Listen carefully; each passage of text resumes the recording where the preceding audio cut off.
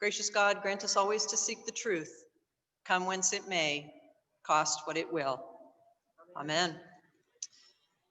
Today is All Saints' Day. And this is the day each year that provides us a way to both individually and collectively mourn the people who are part of our lives who are no longer with us. Some have been gone for years, others left us just weeks or a few months ago. For some, the grief is still very present, while for others, the grief has been transformed over time into gratitude for what was and a hope for a time when we will be reunited. Wherever we are on our journey of grief, that is where we are. There's no time limit for grief, no specific path to follow. Each of us experiences it differently on our own. And the celebration of this particular feast day in the church goes back to the early 4th century to the church in Antioch. It was first established as a way to honor the Christian martyrs, who at that time were many. But over time and in different Catholic and Protestant traditions, it's become a day to honor all the dead, recognizing all as children of God. Now, Christians in some places would traditionally have feasts today and music and celebrations. They would light candles for the dead or ring bells. In some places, they would go to the cemetery and leave flowers or have a picnic at the graves of their loved ones, or simply gather together over a meal to share stories about those whom they have lost.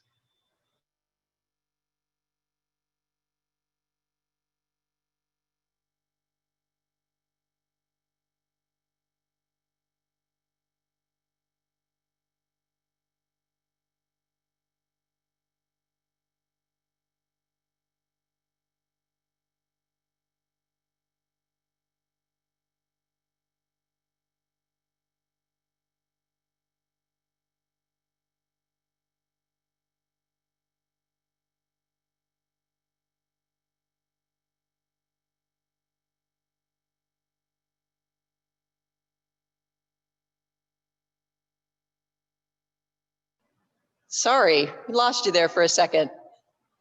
All right. So, in previous years, we would have filled this space with a shrine to honor those we have lost, but this year isn't like any other year. And honestly, I think the grief and the mourning, they just seem a bit too close this year, a bit too much. The pandemic that has been ravaging the world for more than 10 months has made grief and loss a constant companion. Not only has it claimed more than 1.2 million souls worldwide, but it's claimed our very way of life. And we grieve that too. It's okay to admit all of this, to name it even. It's okay to mourn both the people we have lost, but also the things, the ways of life, the rhythms that we have lost. It is okay to mourn all of this. Blessed are those who mourn, for they will be comforted, Jesus tells us. Mourning is not really deep in our DNA, though, honestly, as a culture, as a people. Our American culture is actually not very good at mourning and at grief. We're usually too busy to linger on what's been lost. We're ready to move on quickly to what we can find to fill that empty space left by death or loss.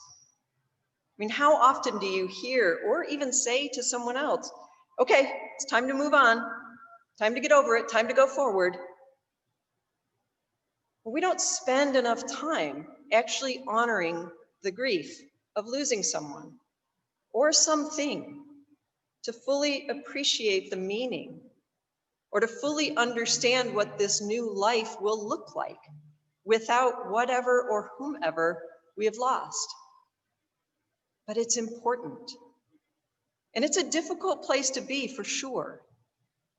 And we don't really like difficult or uncomfortable, but it's necessary to take the time to acknowledge and name and mourn what has been lost, especially this year, I think. It doesn't mean staying in it forever. but it does mean acknowledging that it's there. The Catholic theologian Henry Nouwen once wrote that the hardships we endure in life require more than words, even more than spiritual words. Eloquent phrases cannot soothe our deep pain, but we do find something to lead and guide us through. We find an invitation to allow our mourning to become a place of healing. And I think that's what we're seeking this year. And I think that place, that guide, that invitation, well, that was given to us this morning in the Beatitudes. In these teachings of Jesus, he gives us a place. He invites us in to a place where we can find respite and find hope. Perhaps this year more than ever, these seemingly counterintuitive, countercultural blessings are exactly what we need to hear. They acknowledge that the world is not as it should be. It is not as God intends or desires for us. But in these inverted blessings, Jesus shows us what it could be. And maybe all that we've lost that we're more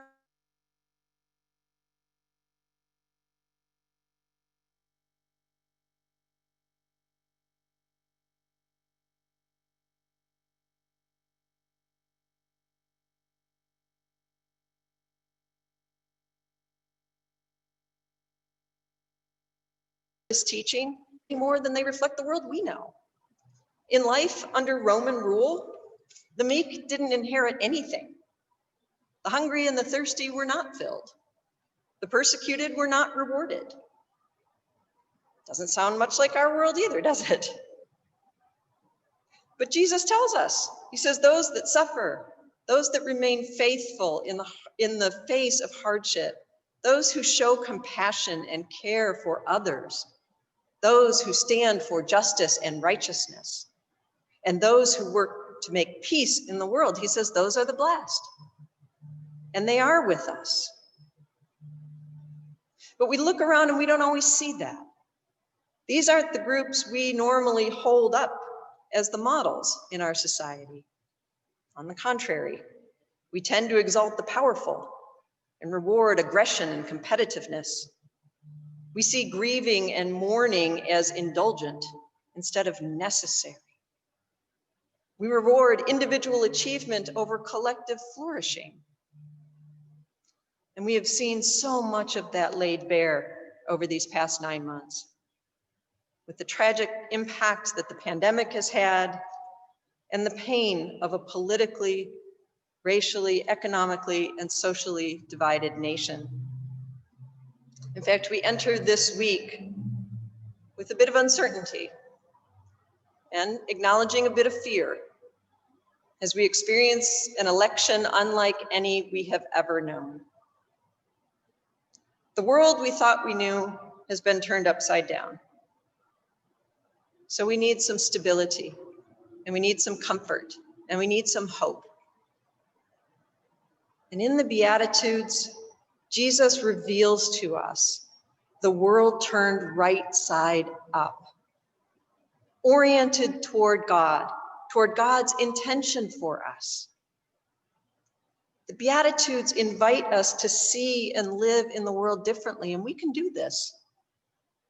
They're not a list of attributes that are to be realized when we die, like some kind of vision of this heaven that's off in the distance that we may someday see, but rather a way to engage in the world as we live it now and bring beauty into this world. It's true that we have experienced a good bit of loss, and we will continue on some of that probably for a little while. But loss and letting go, they are actually part of the human experience. And I know that doesn't make it easier to navigate, but what does help us navigate it and where we can seek comfort is in the realization that the grace and comfort and blessing of God are also part of our human experience because we've chosen to journey. We've made the choice to journey with Jesus. And we are accompanied on this journey by a loving God who enters into the suffering with us, puts his hands around us, and welcomes us. Absolutely nothing in our lives, even though it feels crazy, none of it is outside the realm of God's mercy and grace and comfort. That is what the Beatitudes give us today. So we celebrate today the lives of those who we love and who are no longer with us. And as we acknowledge our grief as individuals and collectively, we also recognize our blessings and give thanks for the gift of this community. Because we are the poor in spirit. We are those who mourn, and we are those who comfort. We are sometimes the meek, the hungry, and the thirsty, and we are the ones who feed and give water and give hope. We are the merciful. We are the pure in heart who see God in one another and in every child of God we encounter in the world. And we are the peacemakers. And we are called this week to be the peacemakers God calls us to be, and to be comforters in our communities, in our families, and in our nation. The Beatitudes are the gift to us this morning. They allow us to rest in the mercy and the grace and the compassion of a God who wishes a world for us that is different than the one we know, but gives us all we need to bring it about. Let us do that today and always. Amen.